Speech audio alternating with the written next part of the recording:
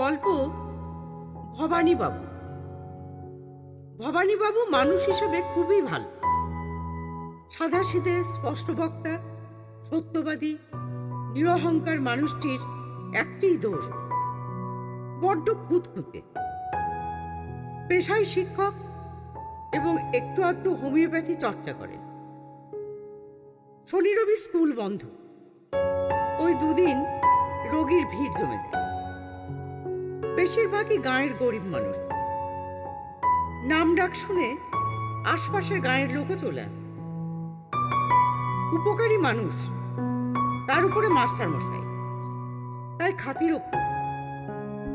শুধু সংসারে যারা আছে, স্ত্রী, পুত্র, কন্যা, এদের বেশ ভোগান্তি সহ্য করতে হয় খুঁতখুতুনির জন্য। পরিষ্কার খাবার জলের গ্লাস, তার সামনে আবার মেজে দিতাম, তবেই সেই গ্লাসে জল খাবে। কাঁচা জামার কাপড় ইস্ত্রি না করে পরা চলবে, জীবাণু থেকে যাবে। বিছানার চাদর রোজ কাচতাম। ঠিকে কাজের মাসি খুব বিরক্ত হয়। এ তো গেল জিনিসপত্রের কথা। মানুষের প্রতিও তার আস্থার খুব অভাব। চেনা মুখের বাইরে বাড়িতে কোনো মানুষ এলে প্রথমে তার পা থেকে মাথা পর্যন্ত সন্দিগ্ধ চোখ দিয়ে ভালো করে জরিপ করবেন। তারপর খুঁটিয়ে খুঁটিয়ে হাজার প্রশ্ন। ছেলে সুকান্ত এবং মেয়ে সুরেলা খুব বিব্রত বোধ করত। বন্ধু বান্ধবদের বাড়িতে নিয়ে আসাই সমস্যা হয়ে দাঁড়াত। ছেলে মেয়ের হয়ে মা অনেকবার লড়াই করার চেষ্টা করেছে। আচ্ছা, ছেলে মেয়ের বন্ধুদের নিয়ে তোমার অত মাথা ব্যথার কি দরকার? তুমি যেরকম উকিলের মতো জেরা করো, এরপরে ভয়ে আর কেউ আমাদের বাড়ি আসতে চাইবে না। ফুৎকারে উড়িয়ে দিয়ে ভবানীবাবু উত্তরে বলেছেন, আরে দূর, জেরা করতে যাবো কেন? ভালো করে আলাপ করলাম, তাদের সঙ্গে মিশছে জানতে হবে না? সুকান্ত ডাক্তারি করেছে, আর সুরেলা বিএ পাশ করেছে বোলপুর কলেজ থেকে। সুকান্ত হোস্টেলে থাকত, আর সুরেলা বেশ কষ্ট করেই পড়াশোনা করত। তখন রাস্তাঘাট তো ভালো ছিল না, লেখাপড়ার তেমন মেধাবীও ছিল না সুরেলা। প্রতিদিন সকালবেলা ভাত খেয়ে সাইকেলে 3 কিলোমিটার পথ ভেঙিয়ে বোলপুরের বাস, সাইকেলটা মদন ময়রার মিষ্টির দোকানে রেখে দিত। তারপর বাস ধরে বোলপুর, আবার ফেরার সময় সাইকেলে বাড়ি ফিরত। বন্ধুরা মাঝে সাঝে সাত করে গ্রাম দেখতে আসত। ছুটি ছাটায় সুকান্তও বাড়ি আসত, ওর বন্ধুরাও হঠাৎ হঠাৎ চলে আসত। বছর 12 হলো সুরেলার বিয়ে থা হয়ে গেছে। একটি ছেলে, বয়স 10, সপরিবারে কলকাতায় থাকত। সুকান্ত এখন লন্ডন। ভবানীবাবু অবসর নিয়েই গ্রামে হোমিওপ্যাথি প্র্যাকটিস করে। মাঝে মাঝে নাতির সঙ্গে আড্ডা দিতে বুড়ো বুড়ি কলকাতায় চলে আসে। পরিবেশ পরিস্থিতি বদলে গেলেও তার খুঁতখুতুনি ব্যাপারটা কিন্তু রয়েই গেছে। ছুটির দিনে নাতির পাড়ার বন্ধুরা খেলতে আসে, তাদের সঙ্গে মজার আড্ডায় জমে যায়। বিকেলে নাতিকে নিয়ে পার্কে বেড়াতে যায়। সেদিন নাতি চিন্টুকে নিয়ে পার্কে সবে পা রেখেছেন, সঙ্গে সঙ্গে ধুলো উড়িয়ে ঝড় উঠল। তারপরেই ফোঁটা ফোঁটা বৃষ্টি। পাপান, বুকু, বাবলা, পিন্টি, 4 জনেরই মা পার্কে ঢুকিয়ে দিয়ে যে যার কাজে চলে গেছে। হঠাৎ অসময়ে ঝড়। চিন্টুদের বাড়ি সবচেয়ে কাছে। ভবানীবাবু বললেন, শোনো, তোমরা আমাদের বাড়ি চলো, ওখান থেকে তোমাদের বাড়িতে ফোন করে দিলেই হবে। 5 জনকে প্রায় বগল দাবা করে ভবানীবাবু বাড়িতে নিয়ে এলেন। একটু একটু ভিজে গেছে সবাই। সুরেলা তাড়াতাড়ি শুকনো তোয়ালে দিয়ে একে একে সবার মাথা, হাত, পা মুছিয়ে দিল। জামাগুলো খুলে ফ্যানের হাওয়ায় শুকোতে দিল। প্রায় কাছাকাছি বয়স সবার। চিন্টুর জামা পরে হলঘরে খেলা শুরু করল ওরা। কিছুক্ষণ ভদ্রসভ্য হয়ে খেলা চললেও ধীরে ধীরে সবার স্বরূপ বের হতে শুরু করলো। একটা সময় চিৎকার, দাপাদাপি, হুল্লোড়ে প্রাণ ওষ্ঠাগত হবার উপক্রম। সুরেলা বলল, বাবা, তুমি আবার বই নিয়ে বসলে কেন? হনুমানগুলোকে জুটিয়ে এনেছো, একটু সামলাও। বইয়ে মগ্ন থাকলেও পাশের ঘর থেকে ভবানীবাবু সবই টের পাচ্ছে। বললেন, তুই ওদের কিছু খাবার দাবারের বন্দোবস্ত করছিস তো? আমি দেখছি। প্রথমে সব কটাকে একসঙ্গে বসাতেই হিমশিম পেয়ে গেলেন। একটু বাগে আনার পরে বললেন, এক্ষুনি দারুণ খাবার আসছে, চুপচাপ বসো সবাই। বাচ্চারা সমস্যারে চেঁচিয়ে উঠল, ও দাদান, গল্প বলো না। ভবানীবাবুর গল্প টল্প বলা ভালো আসে না, তবে আজ যে নিরুপায় সেটা বেশ বুঝতে পারছেন। বললেন, ঠিক আছে, আমি গল্প শোনাবো, তবে আমার দুটো শর্ত আছে। 1 নম্বর শর্ত, আমি যতক্ষণ গল্প বলবো ততক্ষণ চুপচাপ নিজের নিজের জায়গায় বসে থাকবে। 2 নম্বর শর্ত, কোনো প্রশ্ন থাকলে একেবারে গল্পের শেষে। ঠিক আছে তো? তাহলে শুরু করছি। আমার বয়স তখন তোমাদের মতো 9-10 হবে। যারা গ্রামে গেছো তারা দেখেছো কেমন ছবির মতো সাজানো মাটির বাড়ি, খড়ের চালা, ছোট বড় পুকুর, সবুজ মাঠ। আমরা তো সকাল সন্ধে নিয়ম রক্ষার জন্য পড়তে বসতাম। তাদের মতো এত চাপ অবশ্য ছিল না। স্নান, খাওয়া, ঘুমানো ছাড়া বাকি সময় হই হই করে খেলে বেড়াতাম। এই ঘুড়ি ওড়াচ্ছি, ডাঙ্গুলি খেলছি, মার্বেল খেলছি, কখন আবার কানামাছি, লুকোচুরি, কত রকম খেলা। মার্বেল খেলা জানো তো? মার্বেল খেলায় আমার খুব নাম ডাকছিল। আমার সঙ্গে খেলতে এসে ছোট বড় কেউ মার্বেল নিয়ে বাড়ি ফিরতে পারে। সাংঘাতিক টিপ ছিল। ছুটির দিনে বাবা অঙ্ক কষাতে বসতেন। সেদিন আমার খেলতে যেতে দেরি হল। একদিন দেরিতে পৌঁছে দেখি আমার বেস্ট ফ্রেন্ড সমর আর এক বন্ধু সুবলের কাছে সব মার্বেল হেরে গেল। আমাকে দেখে ওর চোখে জল এসে গেল। আমি বললাম, কি আর খেলবি? ও ঘাড় নেড়ে সম্মতি জানিয়ে বলল, খেলতে তো চাই, কিন্তু আমার কাছে আর মার্বেল কি করে খেলব? আমি বললাম, তুই কিচ্ছু ভাবিস না, আমি মার্বেল দিচ্ছি, খেল। ও বলল, আবার যদি হেরে যায়? বললাম, ঠিক আছে, হেরে গেলে তোকে মার্বেল ফেরত দিতে হবে না, জিতে গেলে কিন্তু মার্বেল ফেরত দিবে। ওকে 5টা মার্বেল দিল।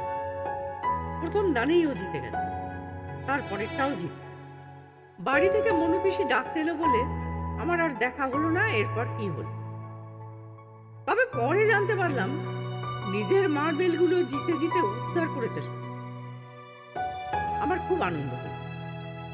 এরপর আমি আশা করলাম অমর নিশ্চয়ই কথা রাখবে, আমার মার্বেলগুলো আমাকে নিশ্চয়ই ফেরত দেবে। সমরের সঙ্গে সব জায়গাতেই দেখা হয়, ও কিন্তু মার্বেলগুলো ফেরত দেবার নাম করল না। 7 দিন কেটে যাওয়ার পরে আমি সমরকে একদিন বললাম, সমর, আমার মার্বেলগুলো ফেরত দিলি না তো? সমর অবাক হয়ে প্রশ্ন করল, তোর মার্বেল আমি আবার কখন দিলাম? আমি প্রাণপণে ওকে মনে করানোর চেষ্টা করলাম, সেই যে সেদিন তুই সুবলের সঙ্গে খেলতে গিয়ে সব মার্বেল হেরে গেলি, তখন আমি তোকে 5টা মার্বেল দিলাম না? ও ফুৎকারে উড়িয়ে দিয়ে বলল, তুস, আমি সুবলের সঙ্গে কোনোদিন মার্বেল খেলিনি, ওরা তো দূরের কথা। সমরের কথায় আমি খুব দুঃখ পেলাম। যাকে আমি প্রিয় বন্ধু ভাবি, আমার অতি প্রিয় মার্বেলগুলো ভালোবেসে সেদিন দিলাম, সে পুরো অস্বীকার করছে, মোটে মার্বেল নেয়নি। বুঝতে পারলাম ও মার্বেলগুলো আর আমাকে ফেরত দেবেন। মনে মনে জেদ চেপে গেল, মার্বেলগুলো আমাকে উদ্ধার করতেই হবে। ও আমার সঙ্গে হেরে যাবার ভয়ে খেলতে আসবে না ঠিকই, কিন্তু কি আর করা যাবে। একদিন স্কুলে টিফিন পিরিয়ডের সুযোগ পেয়ে গেল। দেখলাম সমর পিপুলের সঙ্গে মার্বেল খেলছে। আমরা কয়েকজন গোল করে দাঁড়িয়ে দেখছি। পিপুল বারবার হেরে যাচ্ছে আর সমর গর্বের সঙ্গে এদিক ওদিকে তাকাচ্ছে। একসময় পিপুল সব মার্বেল খেলে, তারপরেই হঠাৎ সবাই আমাকে বলে উঠল, খেল দেখি ভবানীর সঙ্গে, কেমন মুরদ দেখি। সমরের মুখ চোখ লাল হয়ে গেল, উত্তেজিত হয়ে বলে ফেলল, ঠিক আছে, খেলবো, অত ভয়ের কি আছে? আমি তো এই মৌকার অপেক্ষাতেই ছিলাম। সব কটা দান অতি সহজেই জিতে নিলাম। জেতা মার্বেলগুলোর মধ্যে আমার দেয়া মার্বেলগুলোও ছিল। গল্প শেষ করে ভবানীবাবু বললেন, আমার গল্প শেষ, তোমাদের কারোর কোনো প্রশ্ন আছে? পাপান বলল, তোমার বেস্ট ফ্রেন্ড তো খুব বাজে দাদু। ও কি পরেও তোমার বেস্ট ফ্রেন্ড ছিল? না না, তারপরে আমার আর কোনো বেস্ট ফ্রেন্ড ছিল না। তোমার বেস্ট ফ্রেন্ড আছে নাকি? পাপান বলল, আমরা সবাই বেস্ট ফ্রেন্ড, তাই না রে বুকু? প্রশ্নটা বুকুকে করা হলেও বাকি সবাই একসাথে ঘাড় হেলিয়ে উত্তর দিল, হ্যাঁ। চিকেন চাউমিনের গন্ধ নাকে আসতেই দেখা গেল ট্রেনের মধ্যে ধোঁয়া ওঠা বাটি সাজিয়ে চুড়েলা আসছে। সবার সামনে একটা করে বাটি রেখে বলল, চটপট খেয়ে নাও সবাই। ভবানী বাবুকে বলল, বাবা, বাইরে এখনো বেশ জোরে বৃষ্টি পড়ছে, তুমি বেশ তো গল্প বলছিলে, আরো কিছুক্ষণ আটকে রাখো গল্প টল্প বলে। ভবানী বাবু বললেন, ঠিক আছে, দেখি কি করা যায়।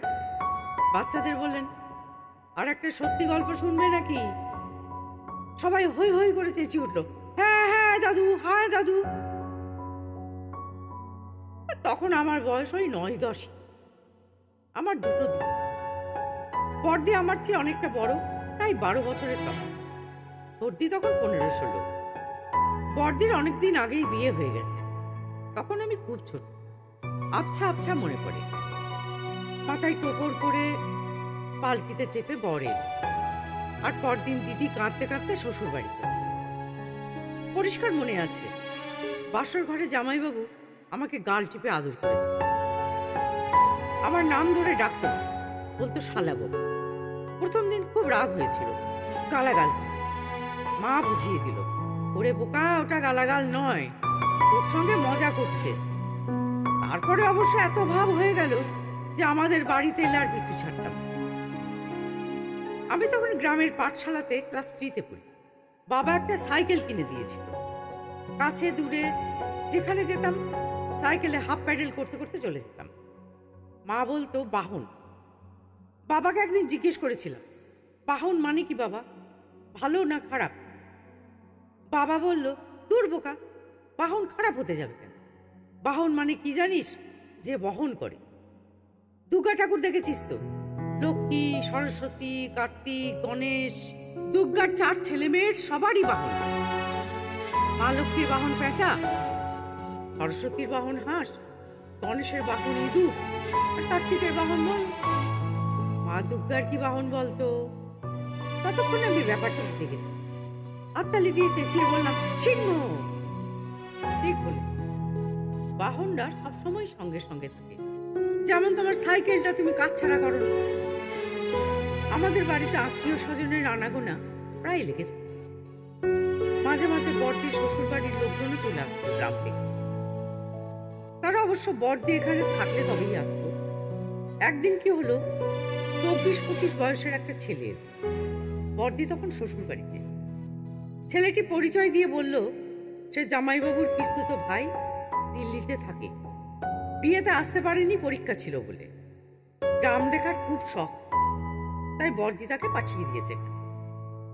বাবা জানতে চাইলো ও বাড়ির কুশল, সবাইকে কেমন আছে, খুঁটিয়ে খুঁটিয়ে সব খবর নিল। চা জল দিয়ে তাকে আপ্যায়ন করা হলো। এখন যেমন টেলিফোনেই যখন ইচ্ছে খবরাখবর নেওয়া যায়, তখন তো সেই সুবিধা ছিল না। চিঠিপত্রের যোগাযোগের ভরসা ছিল। তখন চিঠিপত্র লেখার খুব চলও ছিল, শুধু খবরাখবর নেওয়ার জন্য। অনেক আবার চিঠি লিখতেই খুব ভালোবাসত। বড়দি ছিল সেই দলের মানুষ, কথায় কথায় বড় বড় চিঠি লিখে ফেলত। সেই কারণে বাবা ছেলেটিকে জিজ্ঞেস করলো, কুকু, মানে তোমার বৌদি কোনো চিঠি দেয়নি? ছেলেটি মাথা নিচু করে লাজুক মুখে বলল, হ্যাঁ মেসোমশাই, বৌদি চিঠি দিয়েছে, আমি পকেটে ঢুকাতে উঠে গেছি। বাবার মুখ থেকে বোঝা গেল ওর উত্তরে বাবা মোটেই খুশি হল। দায়িত্বজ্ঞানহীন মানুষ বাবার খুব অপছন্দ ছিল। বলল, ভুলে গেছো যখন কি আর করা যায়, থাকো, বাবা নিয়ে গ্রাম ঘুরিয়ে দেখিয়ে দেবে। আমার তো খুশি ধরে না। বাড়িতে এত লোক থাকতে আমাকে দায়িত্ব দেওয়া হয়েছে গ্রাম ঘোরার। মনে মনে বেশ গর্ব হলো। ওর নাম তাপস ব্যানার্জি। আমাকে আদর করে কাছে ডেকে বলল, আমাকে বন্ধু বলে ডাকবে, কেমন? এখন থেকে আমার সব দায়িত্ব কিন্তু তোমার। আমি তো আহ্লাদে আটকানা।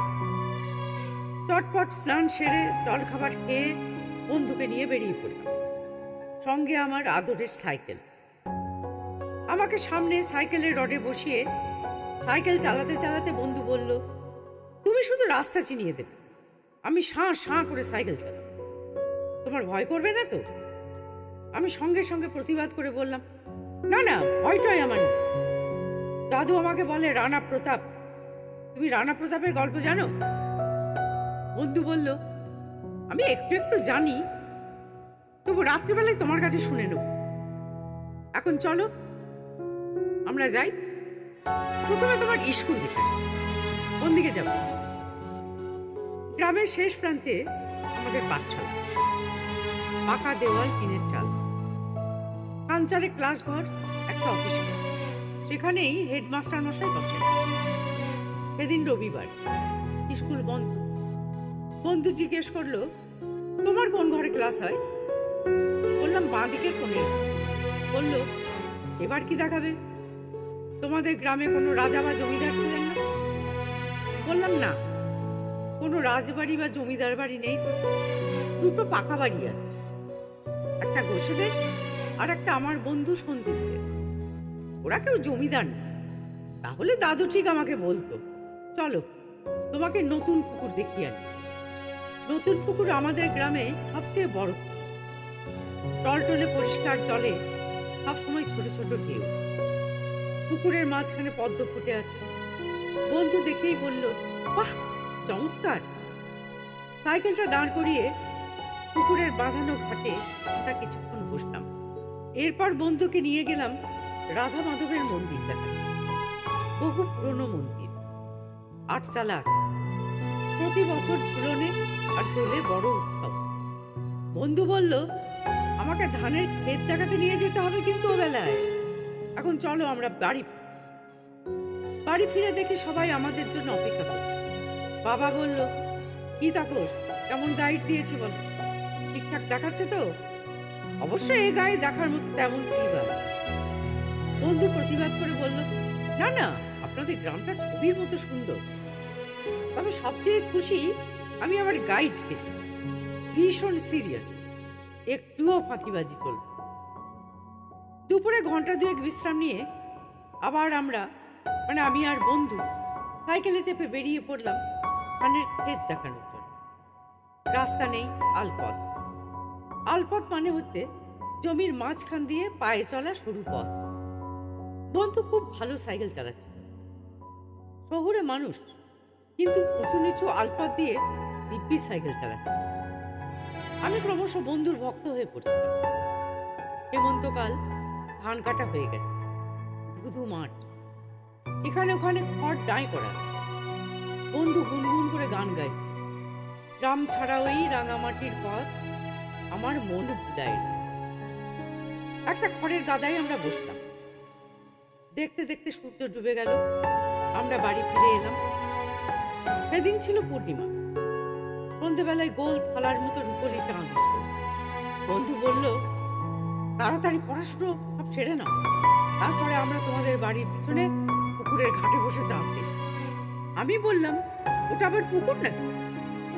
ওটা তো কিরকি ঘাট, টোপা, এতটুকু জল, তাও শ্যাওলাই ঢাকা, তাদের ছায়া দেখাই যাবে না। বন্ধু দমবার পাত্র না, বললো ওতেই হবে। ওই ডোবার ধারেই একটা মাদুর পেতে বসে আমরা জমিয়ে গল্প করব। প্রস্তাবটা আমার খুব সুখকর মনে না হলেও পড়াই কিছুতেই মন বসছিল না। মন পড়ে আছে বন্ধুর কাছে। কোনো রকমে বই খাতা নেড়ে চেড়ে ঘন্টা দুয়েক পার করে পড়া ছেড়ে উঠে পড়লাম। বন্ধু আমার জন্যই অপেক্ষা করছিল। মায়ের কাছে একটা ছোট মাদুর চেয়ে নিয়ে ডোবার ধারে পেতে বসল।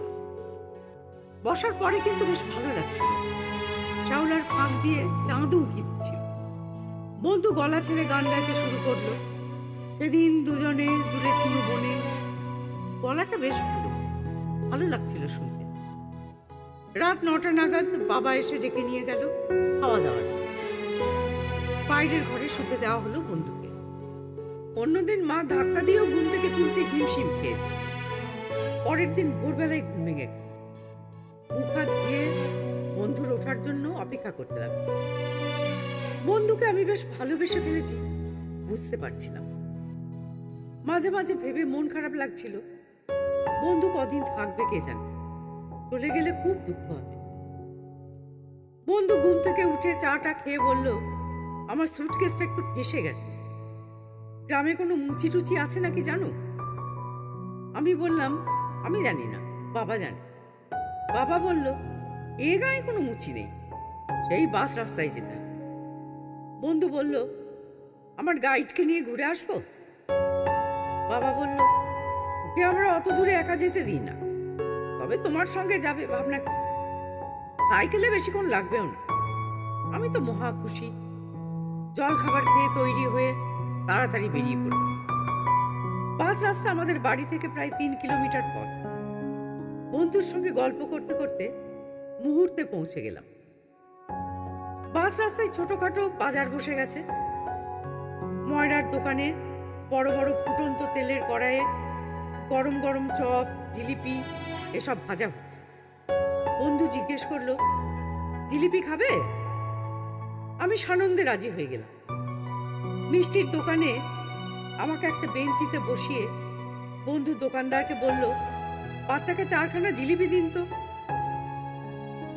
আমি বললাম, তুমি খাবে না বন্ধু? হ্যাঁ নিশ্চয়ই, আমিও খাবো। এই সুটকেসটার একটা গতি করি, তারপরে খোঁজ নিয়ে দেখি মুচি কোথায় বসেছে। আমি আপন মনে গপ গপ করে জিলিপি খাচ্ছি। 2খানা ভালো করে খাবার পরে বুঝতে পারলাম আর পারবো না। তখনই ভাবলাম, বন্ধু তো এখনো এলো না। দোকানদার জিজ্ঞেস করলো, কি খোকা, জিলিপি ভালো লাগছে না? গার্ডনারে বললাম, ভালো লাগছে, আমি আর খেতে পারছি। তোমার সঙ্গে যে ভদ্রলোক এসেছে সে কোথায় গেল? তোমার কে হয়? আমার আত্মীয় হয়, সুটকেস সারাতে গেছে, এক্ষুনি চলে আসবে। ঘন্টাখানেক পেরিয়ে গেল, বন্ধু এলো না। পিছনে তাকিয়ে দেখি সাইকেলটাও নেই। সময় যেন আর কাটে না। আরো ঘন্টা 2 পার হয়ে গেল, বন্ধু তাও এলো না। জিলিপির দামটাও দিয়ে যায়নি। আমার কাছে একটাও পয়সা নেই। দোকানদার কি বুঝলো কে জানে, দাম না পাওয়ার জন্য কোনো বকাবকি করল না, বরং খুঁটিয়ে খুঁটিয়ে সব খবর নিল, নাম ধাম ঠিকানা। আমি ভ্যাঁ করে কেঁদে ফেললাম। দোকানদার বলল, তোমার বন্ধু আর আসবে না বুঝলে, আমার মনে হয় লোকটা ঠক জোচ্চোর, তোমার সাইকেলটা বাগিয়ে চম্পট দিয়েছে। তুমি বাড়ি ফিরে যাও। একা যেতে পারবে তো নাকি সঙ্গে লোক দেব? বললাম, একা যেতে পারবো। রাস্তা তো সোজা, চেনা রাস্তা, তাছাড়া দিনের আলোয় কোনো ভয়ও নেই। 3 কিলোমিটার রাস্তা একা একা হেঁটে এসে বাড়িতে পা রেখেই কান্নায় ভেঙে পড়লাম। মা স্নান করিয়ে দিল, আমি ঘুমিয়ে পড়ি। বিকেলবেলা ঘুম থেকে উঠে জানতে পারলাম, রাধা মাধবের মন্দির থেকে সোনার সব গয়না উধাও। সবাই বুঝে গেল ওই মক্কেলেরই কাজ। পরদিন বড়দির শ্বশুর বাড়িতে লোক পাঠিয়ে জানা গেল, জামাইবাবুর পিস্তুত ভাই এখন লন্ডনে থাকে। বাবার আগে ফুটছিল, ছি ছি ছি ছি, এত বড় ভুল করলাম। আমার গল্প শেষ। কি বুঝলে তোমরা? অজানা অচেনা মানুষকে কখনোই বিশ্বাস করবে না। ওই দেখো, বৃষ্টিও থেমে গেছে। হল ঘরের শেষে রাস্তার দিকের বারান্দায় আরো একজন শ্রোতা মন দিয়ে গল্প শুনছিলেন। তিনি ভবানীবাবুর স্ত্রী চিন্টুর দিদা। গল্প শেষ হতেই তিনি বললেন, এতদিনে পরিষ্কার হলো মানুষের প্রতি তোমার এত অবিশ্বাস কেন। এবার বলো তো, জিনিসপত্র নিয়ে এত খুঁতখুঁতুনি কিসের? ভবানীবাবু একগাল হেসে বললেন, সে গল্প আর একদিন।